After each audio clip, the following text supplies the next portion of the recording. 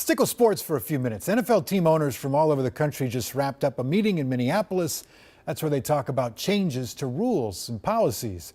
This year, they're also talking about the Washington Commanders. Today, the NFL commissioner said he expects a deal to sell the team to go through. Didn't say when, though. Meeting's also a chance to talk about important topics like diversity among coaches, executives, and owners in the league. The conversation comes just 2 weeks after prosecutors in California and New York opened an investigation into the NFL's workplace culture, saying they've heard complaints about racial discrimination and sexual harassment. Tonight, Morgan was there and has a closer look at how the league is trying to improve. Since 1993, 16% of general managers and head coaches hired by the NFL were men of color. I asked NFL Commissioner Roger Goodell about diversity measures he hopes to see improve. I think it's just, dotting the I's and crossing the T's. The most powerful leaders in the NFL, all in Minnesota. The same week as people around the world mark 3 years since the murder of George Floyd. Diversity in the NFL. It's been a focus for several years. The league's approach, it's been highly criticized. I asked the commissioner about their efforts to improve it. Diversity makes us better. We saw that with 40 of our participants here today. They're incredibly talented, gifted. They'll make a difference in the NFL.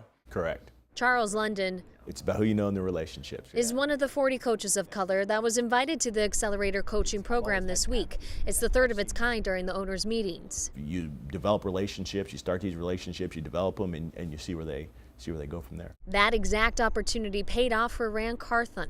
He credits connections made in the program as stepping stones to becoming the Tennessee Titans general manager.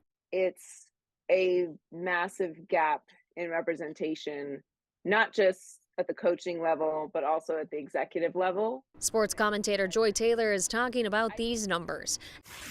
NFL Diversity and Inclusion report that was released in March says 19% of head coaches hired since 2012 were men of color. Right now, there are 26 white head coaches compared to 6 coaches of color. A lot of the pushback on, this the best person deserves the job. Well, how do you know who the best person is if you're not talking to everyone who's qualified? It has to be something that owners actually want to change as well, because at the end of the day, they're the ones who decide who the head coaches are. Recognizing a problem is the first step, Taylor says. She's hopeful the league's efforts will soon be reflected in the numbers. It's important how we make decisions so that we have tremendous number of perspectives and viewpoints and experiences that would go into our decisions. And I think that makes us better as a league.